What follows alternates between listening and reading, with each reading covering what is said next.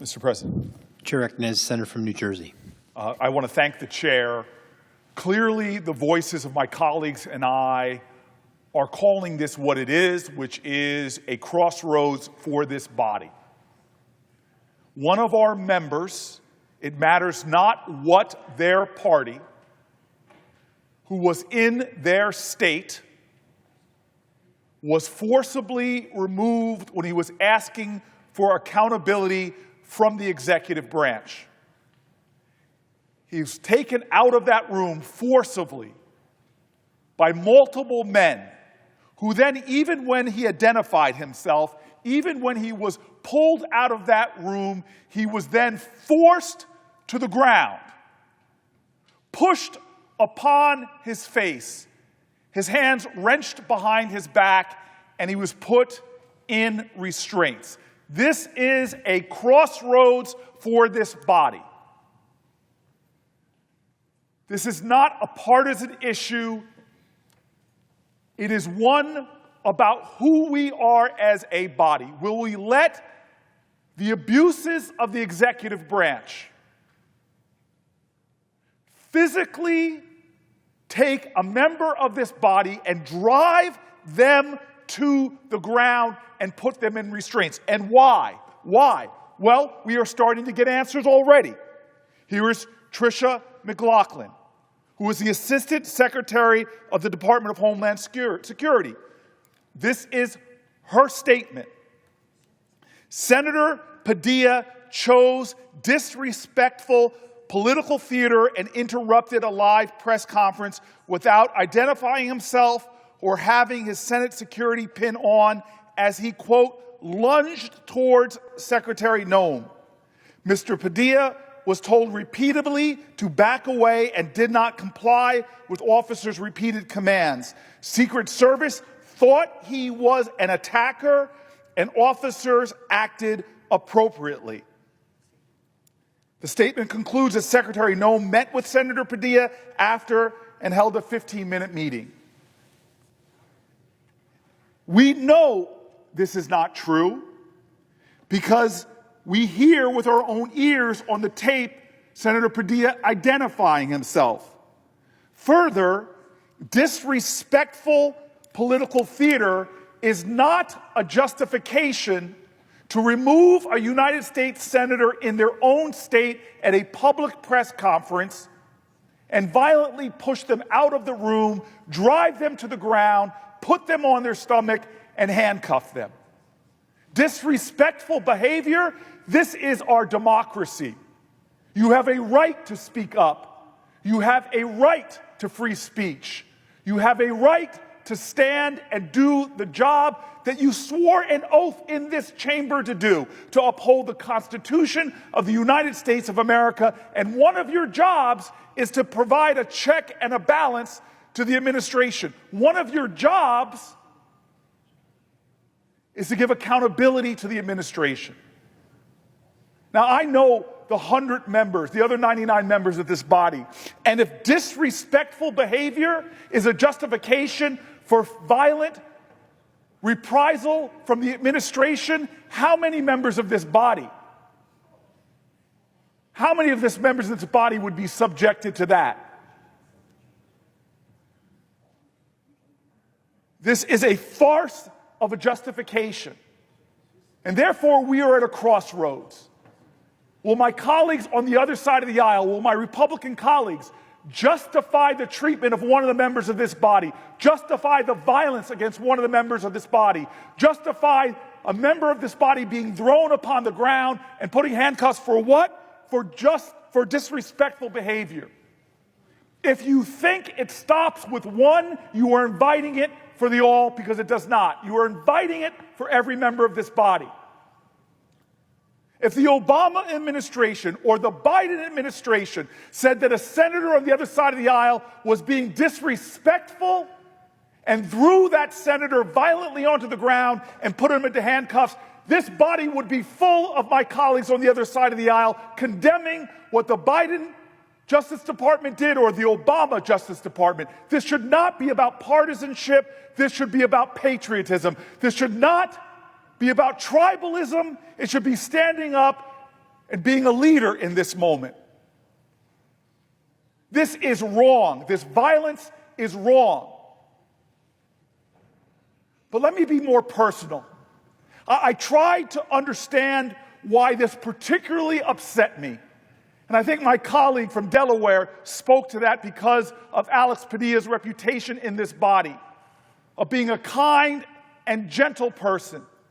We all know him, the goodness and the decency that he has. He is not one of the louder senators. He is not one of the performative senators. He has a reputation, as my colleague from Delaware said, on both sides of the aisle for being a gentle man.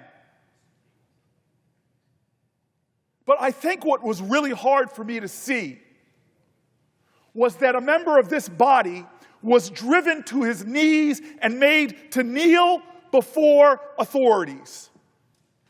That's what got me. I think when I saw him driven to his knees, forcibly, something there got me. You see, we know Alex Padilla's story. It is an unusual story for this body. His family came here as Mexican immigrants. His father was a short-order cook. His mother cleaned homes. They did those jobs that don't always come with esteem or respect. They did those jobs in which when people see them, they sometimes look down on them. They did those jobs that are often marginalized despite their dignity. They raised their son to serve. He went to MIT. They raised their son to work hard, to show grit, to rise. And they got to watch their son become a city council person in LA. They got to watch their son ascend to be the Secretary of State for California. They got to watch their son come to this body. And this son of Mexican immigrants who cleaned homes and served food, this man with equal dignity in this body, today was driven violently to his knees, as if made to kneel before the authority of the executive, because he was so-called disrespectful. That should offend the consciousness, not just of the other 99 members of this body, it should offend the conscience of this country. Because if you can make Alex Padilla forcibly kneel before this executive, when does it stop? He's a United States senator. And if you can force him to kneel to his knees violently, when does it stop? What does it say to other Americans who want to speak up? What does it say to other Americans that want to exercise their constitutional duty? What does it say to other Americans this weekend when they want to peacefully protest? What does it say to other Americans from humble backgrounds who know poverty? That if a United States senator who stands up to do his job can be made to heel, driven to his knees, violently handcuffed, what does it say? What message does it send? Everybody in this body should see that this is a crossroads. They treated a member of the United States Senate violently after he identified himself, dragged him out of a room, threw him upon the ground, and put him in handcuffs. Every member of this body should object to that. Why? Because the statement was that he was disrespectful. That is unacceptable. That is offensive. That is un-American. And so why is there silence right now?